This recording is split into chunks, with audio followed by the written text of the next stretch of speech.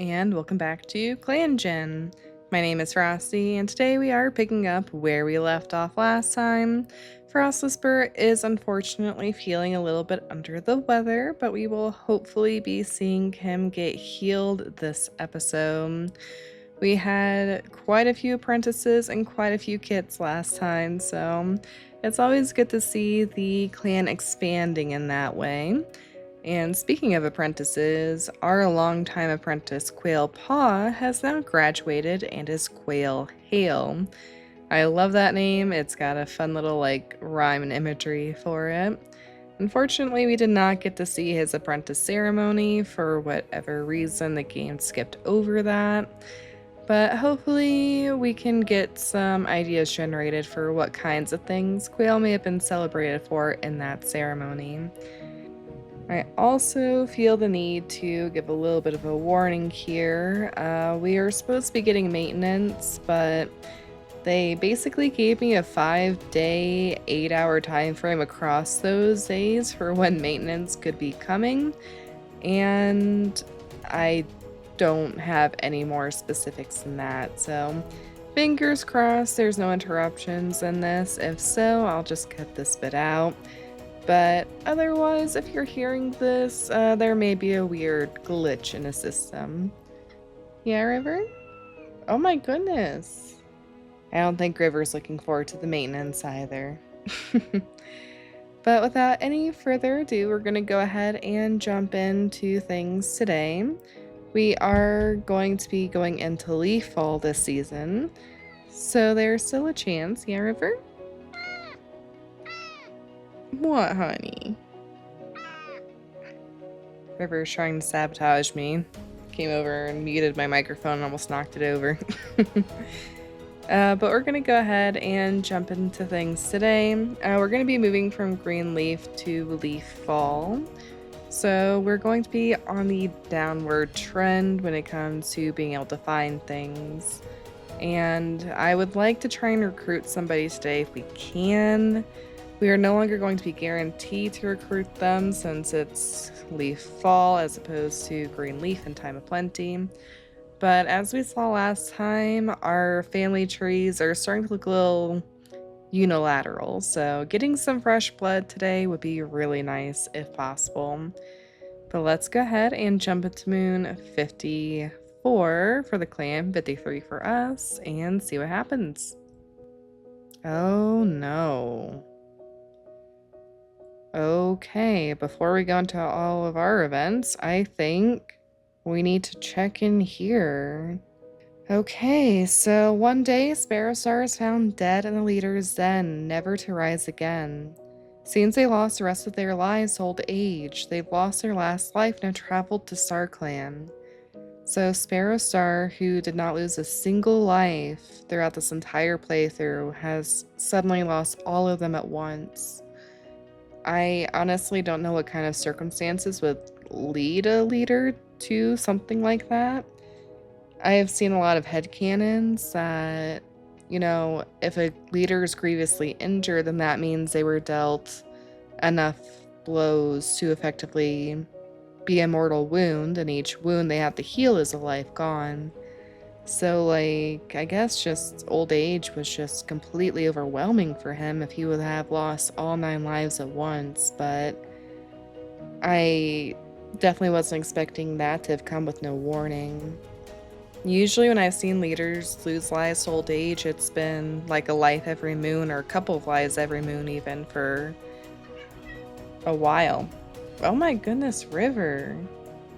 I don't know if you guys can hear her, but she is going off at me right now. So yeah, I was definitely not expecting to see that today. Not like that.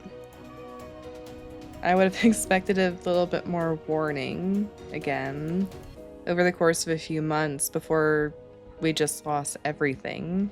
But as the clan sits vigil for Sparrowstar, swapping stories of their life, Pigeonflick speaks of what they admired about them, of how Sparrowstar inspired them. Cats come to Pigeonflick afterwards, offering them the biggest, juiciest pieces of fresh kill, but they refuse it all, staring at the walls of their den in silence. The past moon, Sparrowstar has taken their place in StarClan. MoonClan mourns their loss, and their clanmates will miss the spot they took up in their lives. Moments of their life are shared in stories around the circle of mourners, as those that were closest to them take them to their final resting place. We fuss gently with Sparrow Stars for hiding the evidence of what killed them. We want to remember them as they were in life and not like this. Frost Whisper can't handle the vigil's entirety, it's far too agonizing. Loss has taken such a toll on us that we can barely find our footing as we stumble to our nest, wailing for Sparrow Star. Yeah. I mean, we were close to Sparrow Star despite his faults. I guess if there's any news in this, it's that we're going to re-roll to see what kind of trait our new leader, which I'm assuming is going to be Stonefruit, will have. But going back to our events for the moon, we found a new accessory in a mint moth. We choose to store it in a safe place for now. Curious what a mint moth is. Sparrow Star's news. An earthquake rocks our camp. We help calm the frightened kits. We take the lead in a hunting patrol, guiding our clanmates through dense undergrowth. Stonestar has become the leader of the clan. They vow that they will protect the clan even at the cost of their lives. We'll visit their page for the ceremony. Shimmerpaw has excelled at every task placed before them. Despite their young age, they are more than ready to be a warrior. I feel like they're really young, though. They are given the name Shimmer Kick, honoring their patience. I don't think kick is a suffix I would use for patience. Palepaw has excelled at every task placed before them, and despite their young age, they are also more than ready to be a warrior. They are given the name Pale Fur, honoring their hard work. Mosspaw has excelled at every task placed before them. Despite their young age, they are more than ready to be a warrior. They are given the name Moss Cone, honoring their foolhardiness. And Sonsar chooses Yarrow Mouse to take over as deputy. Not the choice I would have expected, but we'll take a look at them too. Frost Whisper is impressed by Lightpaw's competence in any situation. Frost Whisper is happy to run into Blossom Current today. Little Heart gives us some feathers from a bird they caught to line their nest. Frost Whisper fusses gently with Sparrowstar's fur again, and that's all. Little Heart has healed from their cat bite. Comfreyfoot has gotten a running nose. Liar Rush managed to recover from their heat exhaustion. Lightpaw has finally gotten rid of all their fleas. And as we inspect the herb stores, we know some raspberries gone bad and will have to be replaced. Okay, so let's take a look here. So we have Stone Star now. It's kind of crazy to think that Kyriepath's mate has now risen to being leader. He is wanting to get to know Quail Hale better. Nervous but incredibly clever. So I think he's really kind of grown into himself a little bit, but that nervous trait is definitely going to play a factor in his general disposition, I think. But Stonefruit leaves to speak with Star Clan. They close their eyes and are immediately surrounded by their loved ones, friends, and clanmates who have passed on. Stars shine throughout their pelts, and their eyes are warm as they greet the new leader. Stonefruit can barely meet Judas Shade's gaze as the starry cat approaches. Their head snaps up as Judas Shade mews at them to take heart in the life they are about to give. As Judas Shade touches their forehead, a life of courage surges through them, filling them with the resolve they've never felt before. It's a good life for a nervous cat. Tail flicking nervously, Stonefruit watches the Starclan cat approach. Bayfur dips their head and reassures Stonefruit that they weren't fit to be leader, they wouldn't have made it this far. Stonefruit braces as they receive a life for confidence, hoping the starry cat is right. Trick Reader Storm walks up to Stonefruit, offering a life for instincts. They smile and state the clan will do well under Stonefruit's leadership. A young cat emerges from the starry rings to give a life. Starlight reflects off their youthful eyes. Perchpaw stretches up to give a life for happiness. Stonefruit tries to keep their whiskers from trembling as Tulip Stripe pads forward.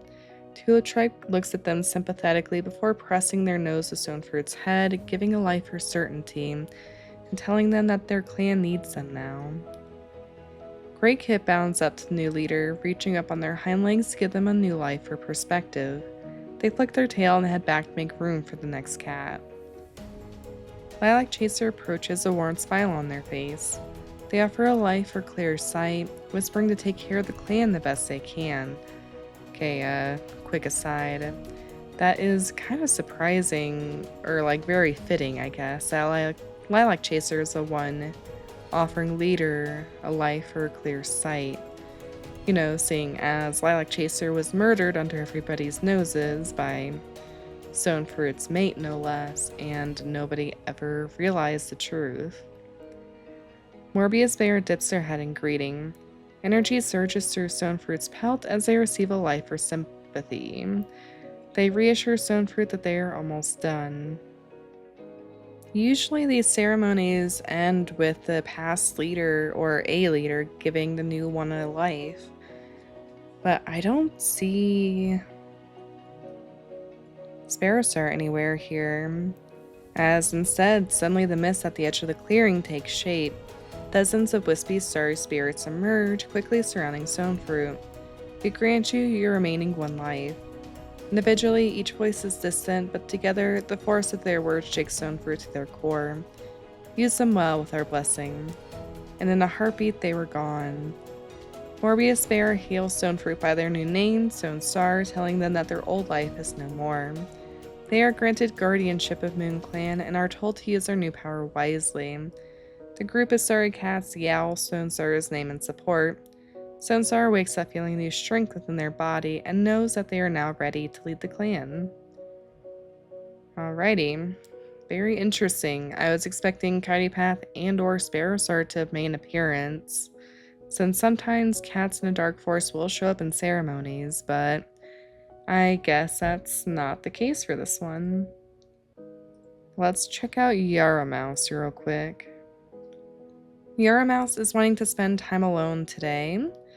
Their apprentice that allows them to be eligible for this is Big Blotch.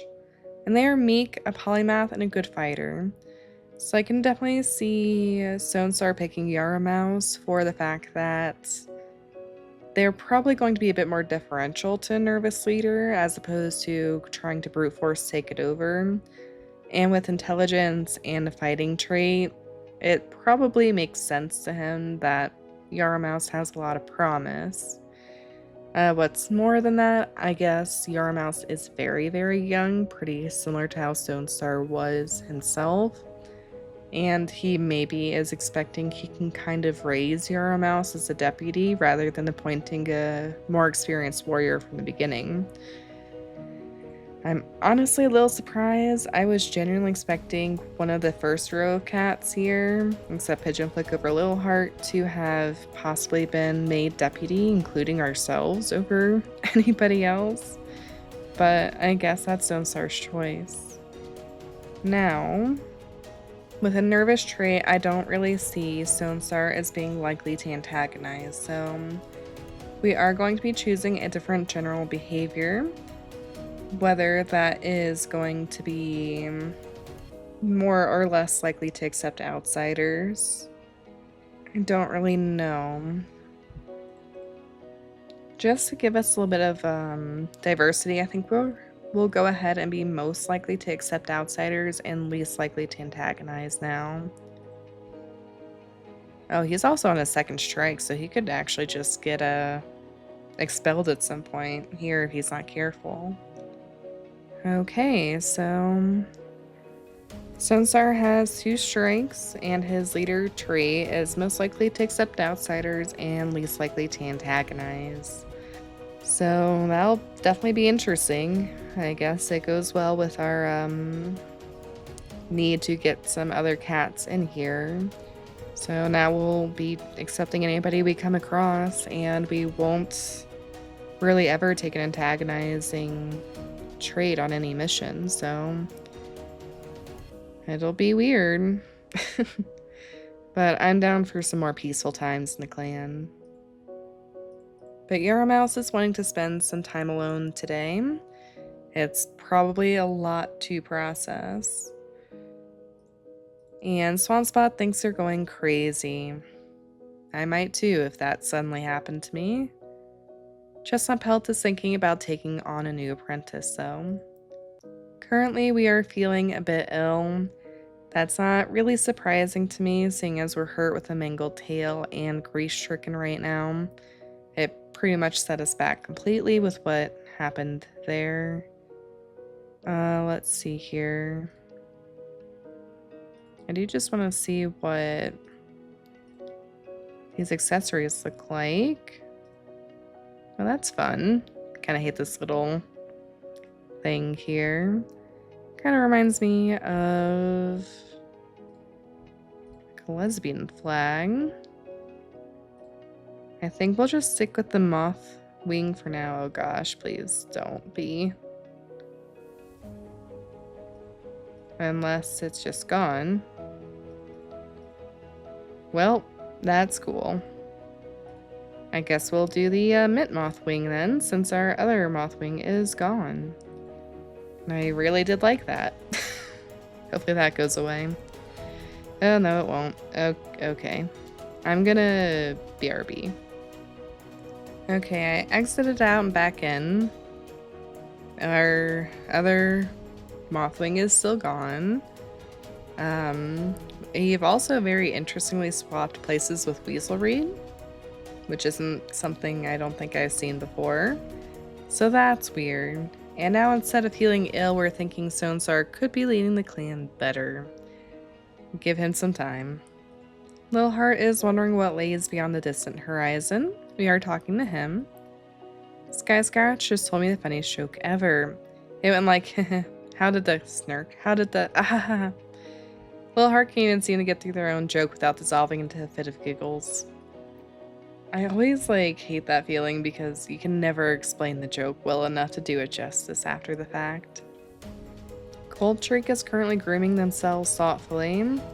We still haven't seen any indication as to, what they did themselves to Greenfin no less, so yeah, it's weird having him in the clan as somebody who's gonna probably be holding a pretty esteemed position at some point, knowing that he's committed an act as atrocious as murder.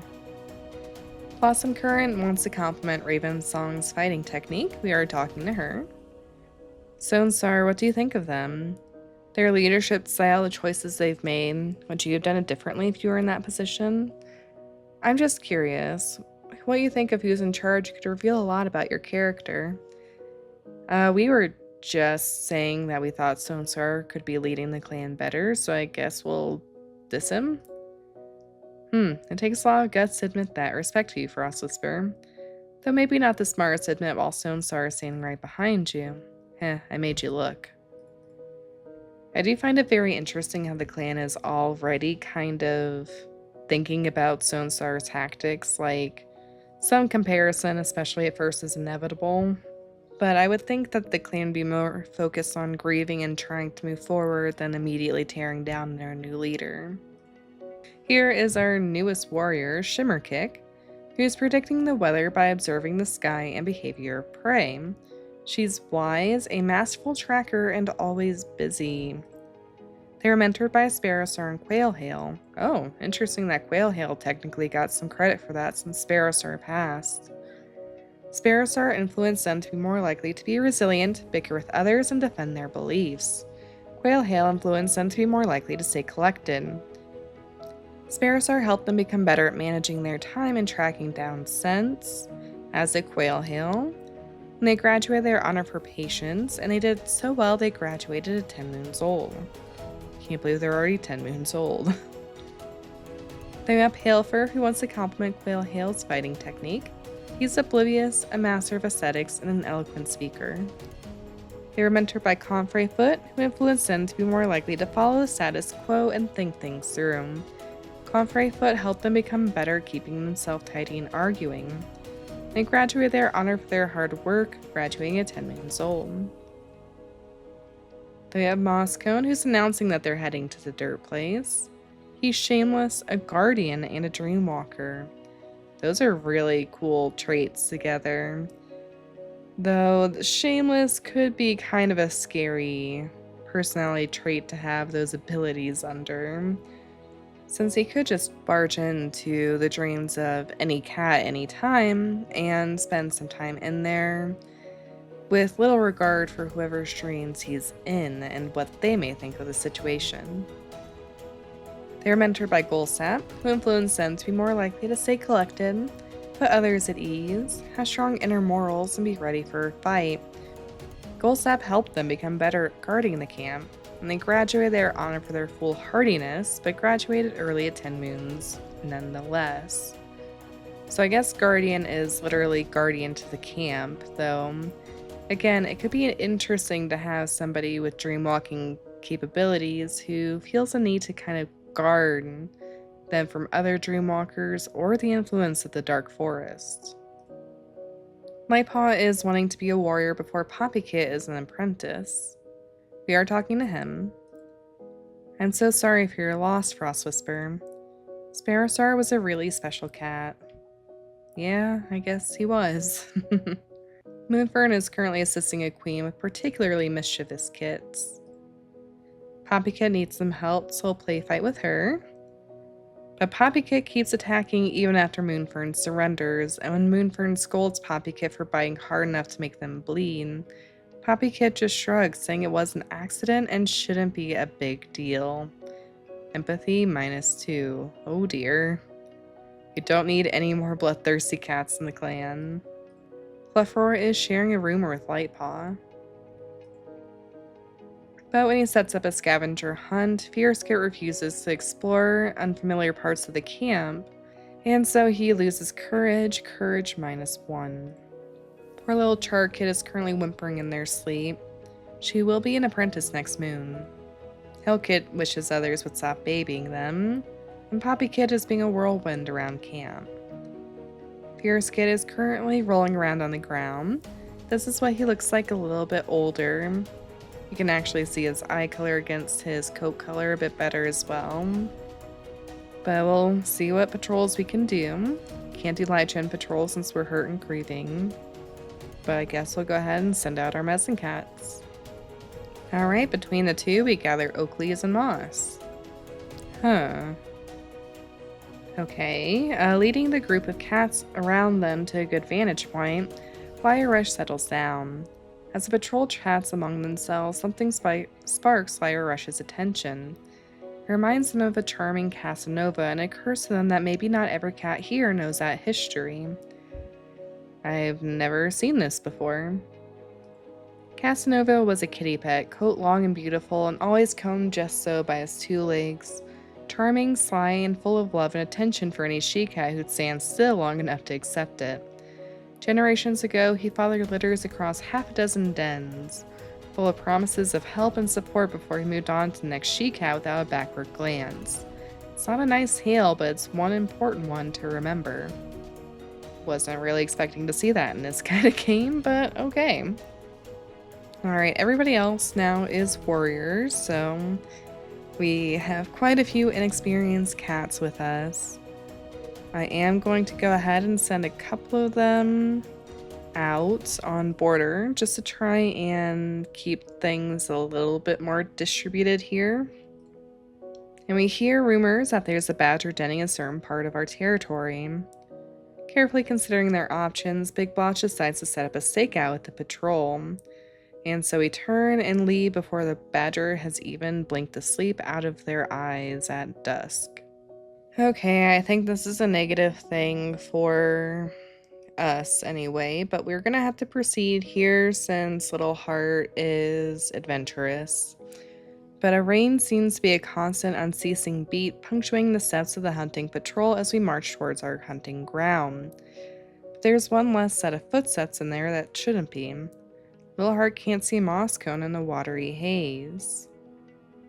We backtrack. Mosscone is found, huddled under a bush. They lost the path inside of their clanmates, but sensibly remain put. It's one more obstacle in a miserable day of hunting. We return with prey, but it's exhausting and barely worth the effort. But I do bring back something. Okay, I'm sending out second border patrol.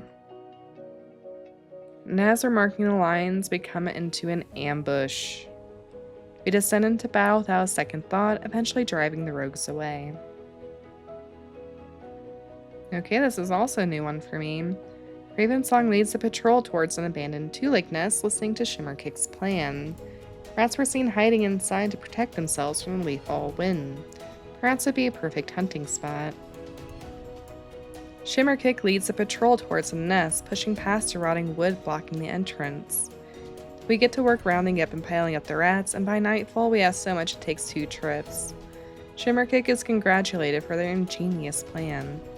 It's really nice seeing somebody so young get to actually have success in a plan or an idea that they had, because they're both not afraid to voice it, and the clan actually listens to them. I know they have a tracking trait, but sometimes it's easier to just accept that others have a different skill set, and other times it's very hard for people to accept that. But now, we have enough to feed up to 84 warriors with this much. We have just about 255 out of a needed 78.5. I don't know that that would fully bring us through the winter as it is, but it definitely gives us a little bit more of a safe fall. Let's go ahead and jump into our next moon. Alrighty, Frost Whisper's tail is feeling much better. We save a kit from a fox, our body shielding them from the predator. I guess that's one benefit to us being in camp, is that we are right there to defend where necessary.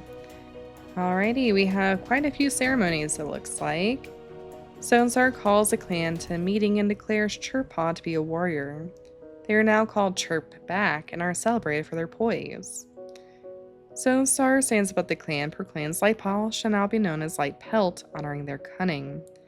Lightpelt decides to pick himself something to adorn as a celebration. So I guess they've got some kind of a accessory now. Despite some questioning looks, Chartpaw is firm in their resolve to be under Fluffroar's tutelage. The future of the clan lies in the paws of the kits, and that's where Chartpaw wants to be. Okay, so we have another queen. Oh. That's unexpected. Stonestar ate tainted fresh kill and lost a life. Wow. I can't help but wonder if that's some kind of sabotage. Just because I find it very strange how Sparrowstar got through 50 moons without losing a single life to something, and Stonestar doesn't even go 1 moon without losing one.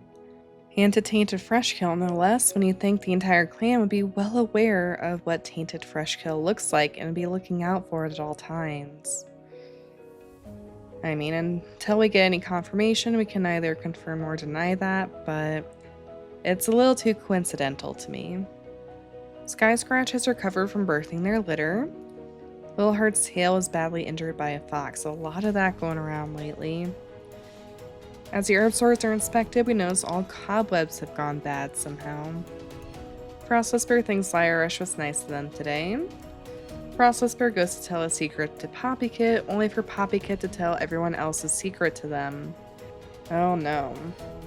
Okay, so I think what I'm reading here is we went to confide in Poppykit something, and Poppykit had run up to us and was like, hey, did you hear this other cat secret? But Icy Ice is thinking about how lucky they are to have someone like us as a friend. We are going to be a mess whenever Icy Ice passes, I'm just going to say that now. But yeah, I don't understand why we're quarreling with Poppykit. Poppykit is a literal kit. You would not think that we would have this many issues with them, but here we are somehow. Falcon Scratch went missing for a few days. Lightpelt decides to pick something to adorn himself as a celebration. I think this is going to count as a strike. I mean, A, it's just been a long time since we've had one, and B, I don't understand how I could go missing without having left a territory. And you're not usually leaving a territory for great reasons, so if he wasn't I got abducted by a 2-leg or something similar, something outside of his control, or, StarClan sent me off on this mission, he just came back and was like, yeah, I was just gone. I think that doesn't look great. And they're currently wishing others reciprocated their kindness more often. So it's definitely possible that's what Falcon Scratch was doing, but I don't think the clan's going to view it as such, so we'll give him a strike. Okay, so strike 1, Moon 54 for going missing from clan territory for multiple days. But I do want to check out Lightpelt's accessory. Trying to figure out what this is. Kind of looks like a giant cricket. Accessory wood dragon. Not exactly the kind of accessory I would think for I'm celebrating becoming a warrior, but you know what? I'm down for some dragons. But let's just go ahead and check out iPelt while we're here. He's telling Lil Heart about time that he struggled in a hunt. He is shameless, a boogeyman fighter, and a good kit sitter. They were mentored by Coldtreak, who influenced them to be more likely to be ready for a fight, refrain from socializing, and behave erratically. Not things I'd expect from Coldtreak's personality, but maybe something from a cat who would kill another cat. Coldtreak helped them become better comforting others, and when they graduated, they were honored for their cunning, graduating at 11 moons old. And then while we're here, let's take a look at Chirpback, who is appalled at a clanmate blatantly lying. He's righteous, with valuable insight and a good kid sitter. They were mentored by Lyra Rush, who influenced them to be more likely to refrain from socializing and be ready for a fight. Lyra Rush helped them become better at caring for kittens and providing insight. When they graduated, they were honored for their poise, graduating at 11 moons old. But valuable insight and a good kid sitter aren't too bad of traits. Righteous, I feel like, really can go either way. And to round out our new named cats, here's Shardpaw, who is picking up on lullabies and tales to soothe restless kits.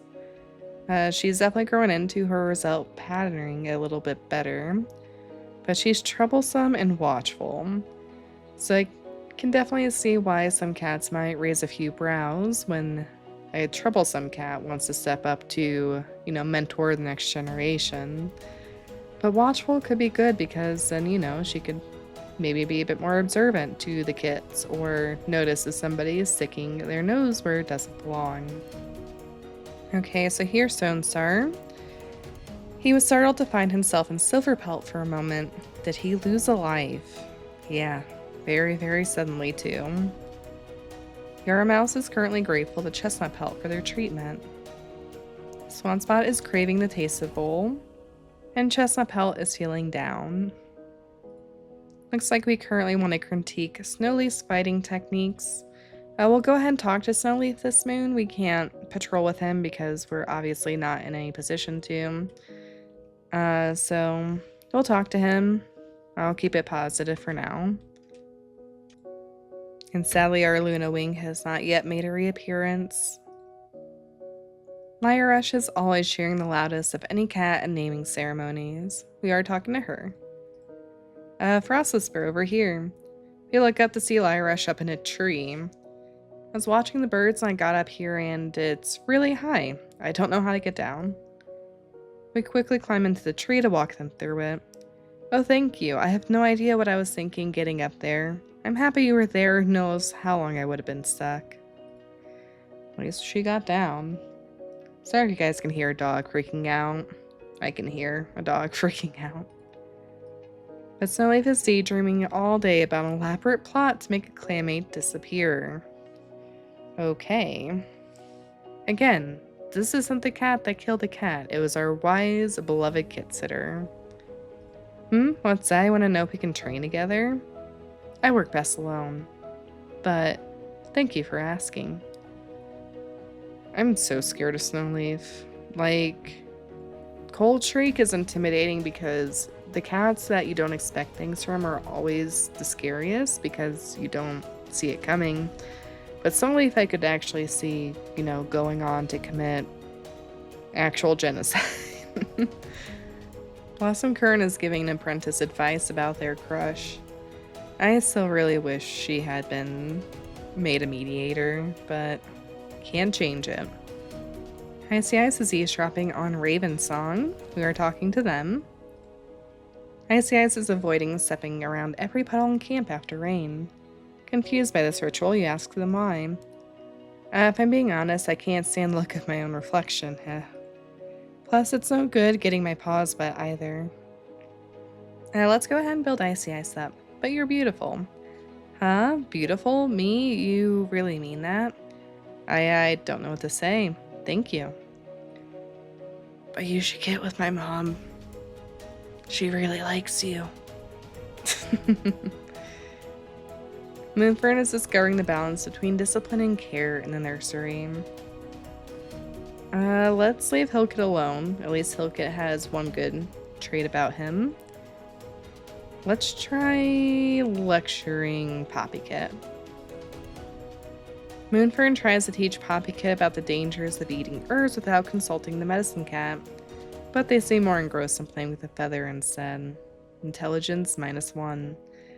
Poppy is not going to be a good member of society at this rate. Fluffer is wondering how to break the news to Chardkit. I don't really know what that means. But as Fluffer and Fierce-Kit play Moss Ball, Fluffer notices how Fierce-Kit takes a gentle approach when passing the ball back to them, making sure it doesn't fly in their face. Empathy 1, Courage -1. Fierce-Kit is not lining up to be very fierce, but that's okay. In Chardpaw, how about we try play fighting with Fierce-Kit? Fierce-Kit cries and buries himself in their nest after losing a play fight. Courage -2. Oh dear. Poppykit is mewing quietly to themselves, and now I'm here to ruin their day because yay.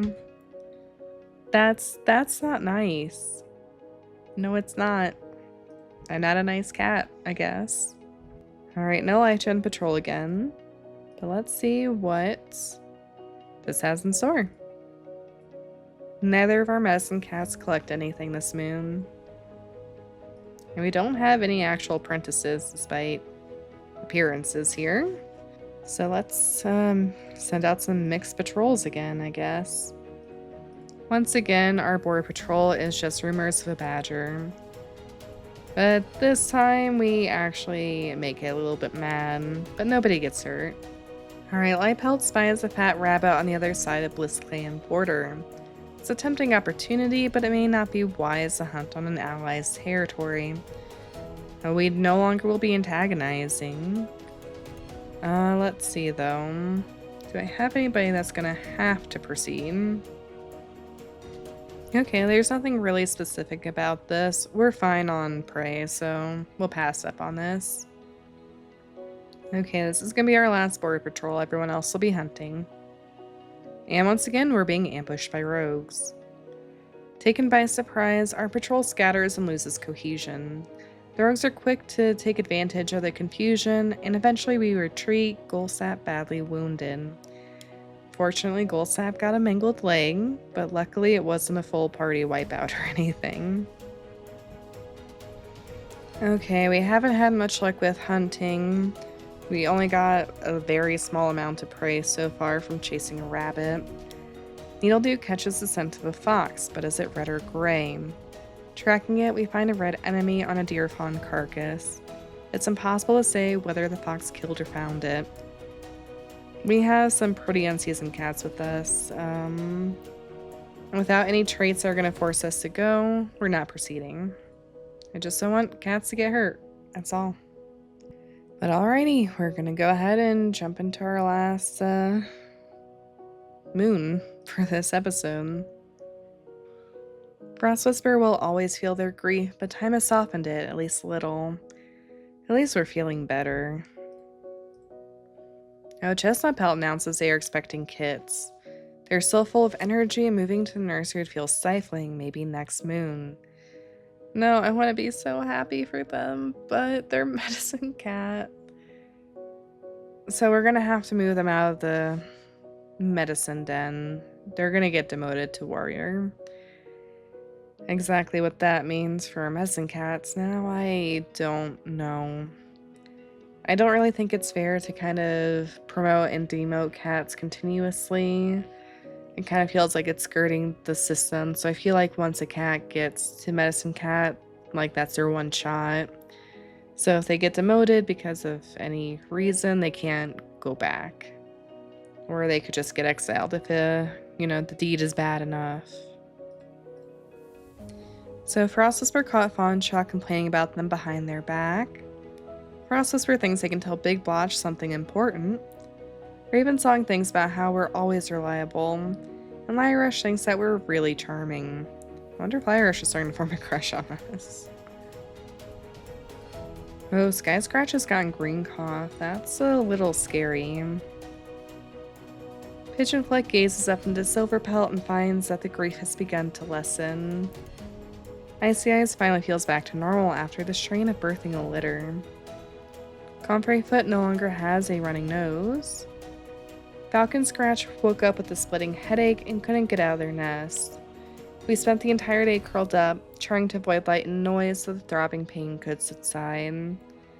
Fawn Shock got their paws stuck in a two-leg trap, and while they escaped, their leg is heavily injured. We are not doing extremely great this moon. I'm a little concerned that we already have green cough going through the camp in leaf fall. Doesn't really bode well for winter. The Messin Cat apprentice from Bliss Clan comes asking for herbs. They refuse to say why their clan needs them, and our clan decides not to share our precious few cat mints. Which, frankly, only makes sense if we already have green cough in the camp. So, good on you guys for not sharing this time. Just the Medicine Cat apprentice again. And Sky Scratch and Raven Song broke up. They like each other so much, though. I literally don't see why they broke up. Like, their kids are together. Or they had the kids together. Weird. Okay, I think someone's coming. Okay, I think someone's, like, approaching, but I don't have an ATA, so we're just gonna keep going. For now. Alright, Stonestar is giving some advice to Chartpaw. Yarmouse wants to expand their skill set. Swanspot is checking up on the warriors. Chestnut Pelt helps another cat manage their schedule. Okay. Sorry, Chestnut. You are now just a warrior. And I'm not gonna appoint anybody else. I'm just going to hope one of the kits wants to be a Messin Cat later. We're currently trying to set a good example for younger cats. Ravensong is thinking about a strange two-leg object. We're talking to him. Well, if it isn't Frost Whisper, what can I do for you, Festface? What, don't like my nicknames? I swear it's a term of endearment. Ah, duty calls. I gotta run. Always good to see you, though. Catch you later, Kay. Light Rush saw a two-leg kit playing with a kitty pet. Hey, Frost Whisper. You know, I heard you telling a story to the kits a short while ago, and it was amazing. You're so talented at it. And I was wondering if you'd be able to finish the story. Just for me. I was caught by your every word like a mouse in claws. You'll finish it later? That's good, just let me know so I'm not out when you finish. Well, that's cute. Oh yeah, she likes us. Just gonna say, it'd be nice to have like an actual kind of close friend or something. We really like her platonically back, but that's all. It's really upsetting to see so many cats like sick or injured in a row. Fawnchok is wanting to critique Golsat's fighting techniques. We are insulting her. Oh, playful jab, huh? Good thing warriors are tough. Yep, that's definitely playful, Fawnchok, sorry. But Big Blotch is talking to the bugs that crawl around camp. And we're talking to her as well. We prod a sleeping Big Blotch with the side of our paw. They swat you away. Just a little longer. That's a mood. Oh, here's Shimmerkick all grown up now. She has a suggestion for the clan leader. Really pretty, though. Palefur is changing their bedding for the third time today. He is now a master of aesthetics and an eloquent speaker. Looks like Shimmerkick has not changed, which is nice. They have Mosscone, who's watching over the kits. Insecure, Guardian Dreamwalker still. Chirpback, who's getting startled by a squirrel. Ambitious, valuable insight, and good kit sitter. And Lightpelt, who knows Poppy Kit will make a great clanmate someday. Childish, boogeyman fighter, and good kit sitter. Man, Moonford makes some pretty kittens, though. Moonford is contemplating ancient tales to pass on to the next generation. With that, though, let's go ahead and tell a story to Poppykit. Moonford tells a story about an apprentice who faces their fears and saves their friend from danger, and Poppykit seems a bit more bold when they leave the den with their tail raised high. Courage 1. Fluff Roar is discovering the balance between discipline and care in the nursery. Poppycat whines and flops down their nest, refusing to help Fluff Roar clean the nursery. Empathy -3. I think we're going to leave Poppycat alone. Charredpaw is soaking up knowledge about nurturing kits. As Charredpaw and Fierce Kit play Moss Ball, Charredpaw notices how Fierce Kit takes a gentle approach when passing the ball back to them, making sure it doesn't fly at their face. Oh my gosh. I'm not even gonna try. This is Fierce Kit's status. Noisy indeed. I don't even want to know what that sounds like. Alright, our first LifeGen patrol this episode. Messy Cat runs out of marigold and asks us to help find some. It's a chance to help the clan learn more about herbs. We manage to find a patch and return to the Messy Cat. They thank you and you feel proud of your contribution. Sorry, I'm going a little quick since I think they are on their way. Spawn Spot gathers some cobweb. I think we're just gonna randomize this. Alright, so our border patrol leads to a trespassing rogue who we quickly send off. Our next is also ambushed, but we drive them away without a second thought. Alright, our hunting patrol finds a rabbit acting strange. We do end up catching it and it's eaten as normal. Luckily, no one gets hurt and it's a large amount of prey. Alright, for our patrol, we're on our way to mark the far corners of the forest territory. Yoromao starts telling a story of our ancestors to keep every cat entertained. As the patrol weaves through the trees and undergrowth, it becomes obvious the bushes block the sound of their meows, and Yoromao gives up on the story. No, Chirpback is tempted to eat the prey they just caught. I'm going to proceed and let Chirpback choose for himself. After all, the patrol has already caught enough on this hunt, they'll have trouble carrying it all back to camp. They stop for a quick snack and return to camp laden with prey for the fresh kill. It's a huge amount of prey. I mean, if nobody is looking at them judgmentally, then I don't particularly care about that then. Or if, so-and-so doesn't find them doing it. But that's where we'll go ahead and leave off for today. Thank you all so much for watching. I hope you have been enjoying. It was really unexpected what happened to Sparrowstar, never mind so suddenly. But that makes it a little bit more interesting to see how Sonestar is going to step up into his paws. So, again, thank you all for watching. We'll see what ends up happening next time with that. Thank you especially to Parental Unit for supporting the channel, as that support is greatly appreciated.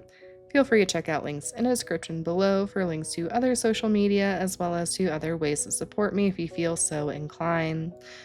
But otherwise, everybody, I gotta get out of here, so stay safe, stay happy. I'll see you then, and bye.